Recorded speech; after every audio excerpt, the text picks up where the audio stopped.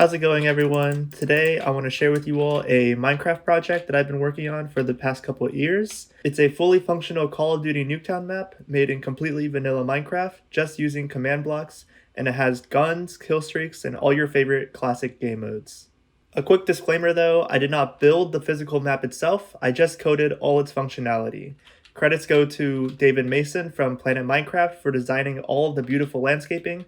His page will be in the description below. For the rest of this video, I'll be giving an explanation of how this map works, but for the TLDW, there's a download link for the map in the description below, and there's a condensed instruction manual provided in the game itself, but I would still recommend watching at least the first few minutes of this video just to see how to get started. So first, let me explain how to start a game. When you first spawn, you'll be in this bedrock enclosure. If you're not, you can always just use the /kill command, and you'll respawn here. Once everyone is ready, you can pick teams by having players press the appropriate button. Unless you're going to be playing free-for-all, then you don't need to select teams. And next, you'll decide which game mode you'd like to play. There's Team Deathmatch, Search and Destroy, Domination, and free-for-all. Please note though that if you click on a game mode and decide to switch game modes, you'll need to press the New Game button in between switching game modes. Otherwise, you will run into some issues. So just be aware of that. Do not do something like that. But instead, if you want to switch from Team Deathmatch to Domination, you'll have to click New Game and then reselect teams and then click Domination, just like that. Once the game mode has been selected, you can select certain game options to turn on and off with these buttons here, and then have everyone choose a gun class with these white buttons over here.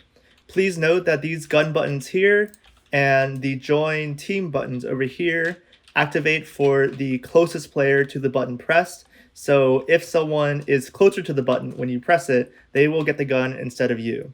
Finally, when everyone is ready with their guns, press the start game button over here and start playing. Each time you die, you'll be teleported back to the main hub here, where you can change your gun class if you'd like, and then respawn back on the map by stepping on this dark gray block here. If anything goes wrong, you can always use the command /kill to get back to the main hub and press the New Game button at any point to reset everything. And last thing to note, there are certain game rules that must be turned on or off for the game to function properly. There's a list of them in the instruction manual here on page 10 and 11, and there's also a list of them on the screen right now. To change these game rules, you can use the following command format. Type /game rule and then space, and then the game rule that you would like to change, and then space, and then true or false. If this command is not working, make sure that the server has command blocks enabled, or the entire map will also not work. Also make sure that you are playing on adventure mode and not survival mode to prevent breaking blocks. So that was a quick start guide to the game. Now I'm going to be going into more depth on some of the game mechanics, starting with the different game modes. So first, Team Deathmatch is pretty self-explanatory. You have two teams and they try and kill each other, and the first team to get a certain number of kills wins. Free-for-all is pretty much the same thing, except there are no teams, and the first player to 30 kills wins. Next, Domination is a little bit more complicated. You have two teams and 3 neutral flags that spawn on the map. You can capture a flag for your team by standing near one for a period of time until it changes to your team color. And every 5 seconds, the game checks to see how many flags each team currently holds and awards 1 point per flag owned. The first team to 200 points wins. Now you'll notice that when I captured a flag by myself, it took a long time, but if you have more than one teammate on the flag with you, it decreases the time that it takes to capture the flag. But if enemy players are also on the flag at the same time as you, then the flag will not be captured. Lastly, Search and Destroy is a no respawns game where blue team attacks and red team defends. At the start of the match, one person on the blue team gets the bomb. It'll be a tripwire hook item in your inventory, and you'll have a minute and a half to plant this bomb at either one of the bomb sites, here or here. You plant the bomb by holding the tripwire in your inventory near a bomb site for 5 seconds. This will start a 45-second countdown, and if it reaches 0, then the bomb explodes and the blue team wins. While only one member of the blue team can carry the bomb at any one time, the bomb carrier can throw the bomb on the ground for teammates to pick up. However, if the bomb carrier dies, then the bomb will drop wherever the player died for another blue team member to pick up. Looking at the defender side, the red team has to either defuse the bomb after it has already been planted or prevent the bomb from being planted in the first place. To defuse the bomb, simply hold the diffuser in your inventory for 5 seconds near where the bomb was planted. Finally, since there's no respawns in this game mode, a team can also win the game by eliminating all players on the enemy team. However, this win condition is overruled if the bomb has already been planted. If this is the case, then even if the defending team kills all of the attackers, they must still defuse the bomb in order to win the game. Alright, next I want to go over the combat mechanics in the game. I try to capture the actual Call of Duty mechanics in Minecraft as best I could, but obviously some concessions had to be made. So first we have the submachine gun. It's the fastest firing gun in the game, and you can hold down the right mouse button to shoot. It should take about 3 to 4 bullets to kill a player.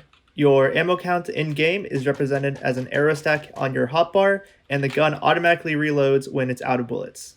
You can also trigger a manual reload before the clip is completely empty by selecting the stick in your inventory. During a manually triggered reload, sprinting will cancel the reload and give back the number of bullets that you had before you started reloading. Next in line we have the assault rifle. It's a semi-automatic weapon and it takes 2 to 3 bullets to kill an enemy. Sadly, you will have to press the mouse button twice for each bullet that you want to shoot, since there's really no way around this in Minecraft, but I think it still shoots relatively fast. And like the submachine gun, you have your ammo count and your reload stick, which behave in the same way. Next we have the shotgun, which behaves a little bit differently. Its pump action shoots 3 bullets at once and kills in one shot. But it does have very limited range, so as you can see, if I'm too far away, my bullets do not reach the target. The pump action is a little bit finicky and can take some time to get used to, since you have to hold down the right mouse button briefly and then press it again to shoot, but it's easy enough to get used to. The reload is also slightly different since it is a shotgun, so let me explain that as well. Like before, you reload by running out of bullets or hovering over the stick, but this time you get bullets back one at a time, like you're actually loading individual shells into a shotgun. Reloading still gets cancelled by sprinting, but it also gets cancelled by shooting since you get your ammo back individually. So as you can see, shooting prematurely will stop your reload with however many bullets you had when you shot. Alright, next is a sniper rifle, which is represented by a bow in this game. The sniper is capable of killing in one shot, but the bow must be charged long enough to do so. Otherwise, you get arrows that shoot like this. It's an unfortunate side effect of turning off gravity for arrows, but they get removed pretty quickly, so it shouldn't be too much of a problem. And the sniper is accurate to where you aim and follows the same reload mechanics as a submachine gun and assault rifle. Finally, the last weapon is a bit troll since it is a rocket launcher, but I think it's still pretty cool. The weapon shoots an explosive that detonates on impact and deals damage to the surrounding area. The damage is sufficient to kill in one shot, but be careful at close range since it can also kill you and other teammates. Also, since there is only one explosive per clip, there is no manual reload, but the launcher will automatically reload one shot, as long as you're not sprinting. And yeah, that's all the guns. I didn't include any secondary weapons in this game since it was too much work, but there is a melee attack that can be activated by punching enemies at close range. It doesn't one-shot enemies, but instead deals close to lethal damage since I didn't just want people to be punching each other all day. The last combat mechanic that I want to mention is proning. Since this mechanic may prove to be problematic in some scenarios, there is an option to turn it on and off right here. If you choose to turn the option on, however, here's how it works. To go prone, hold your sneak or crouch key for about half a second, and once your character is on the ground, let go. You can move around slowly while in this mode, but to unprone, simply hold the sneak key again until your character gets off the ground. It's pretty simple, but it's important to note that if you want to stay prone, you have to let go of the sneak key after your character goes prone, otherwise you will get up. Also, please note that if you have the prone option turned on, then if you want to hold a crouching position, you must go prone briefly by pressing sneak, then continuing to hold the button afterwards to stay crouched. Do not let go of the sneak key during this process in order to stay crouched. Lastly, I wanted to briefly mention why the proning mechanic can be problematic at times. In order for the Minecraft player to lay on the ground, there must be a block directly above the player's head, so the iron trapdoor that you see is in fact necessary. Even though the trapdoor is the smallest block that can still trigger proning, it can still be difficult to shoot a prone player. This is also exacerbated by the fact that the player's hitbox also shrinks while on the ground.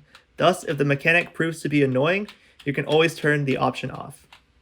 Okay, this video is already longer than I wanted it to be, so I'm going to speedrun over the game options and kill streaks. The friendly fire option allows players on the same team to damage each other. The sweeping radar option gives players glowing outlines every 5 seconds,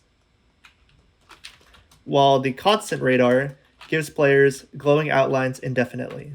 And lastly, regeneration determines if a player heals over time. Now for kill streaks and death streaks. If the option is turned on, then players are given rewards for getting kills without dying or handicaps for dying multiple times without getting kills. For a kill streak of 3, players on the enemy team are revealed periodically for 1 minute, but this kill streak is disabled for free-for-all because the glowing effect is shown for all players. For a kill streak of 5, players are given a death machine, which is an automatic machine gun that one-shots enemies that it hits. For a 7 kill streak, players are given a grenade launcher that explodes on impact and deals tons of damage in a large radius. Like the rocket launcher, be careful when using this weapon up close since it will kill you too. For 9 kills, you are given a trident which triggers a massive explosion wherever you shoot it. For 11 kills, attack dogs are called in which hunt and kill players on the enemy team. They can be killed but continue to spawn upon death for 1 minute. However, like the spy plane, this kill streak is also disabled in free-for-all. And if a player manages to get 25 kills without dying, a tactical nuke is called in that kills all players and ends the game instantly. I guess you win if this happens? Moving on to death streaks, if a player dies at least 3 times without getting kills, they temporarily get a speed effect. For a 5 death streak, players get invisibility on top of their speed for a short period of time. And for death streaks longer than 7, players briefly get damage resistance along with the other effects. Lastly, I want to go over some potential bugs that you may run into while playing the game. I know these bugs and other bugs exist, but I opted to use less command blocks to reduce lag rather than make the game perfect yet unplayable in terms of server overload. First, any items that you discard from your inventory are immediately deleted to prevent too much entity lag. The only item that you can safely throw from your inventory is the bomb in the Search and Destroy game mode. Second, if 2 or more players die within a short period of time, the respawn chamber may fail to teleport one of the players. To fix this, simply wait half a second, then jump to reactivate the tripwire to trigger the teleport. Third, please ensure that there is at least 1 player on each team or at least 2 players in free-for-all before starting the game. And fourth, if you are in the middle of a reload and choose a new gun class, you may still be given the ammo and reload stick from your previous gun. Simply discard these items from your inventory and continue playing. And yeah, that's all there is to know about the game. If you've made it this far to the end of the video, I assume that you plan to at least try out the map. So if you do, please let me know what you think. The great thing about this game design is that these mechanics are not just limited to this map, but can feasibly be transferred to other Call of Duty Minecraft maps with not too much effort. You would just need to change the coordinates of the relevant command blocks to suit the different map.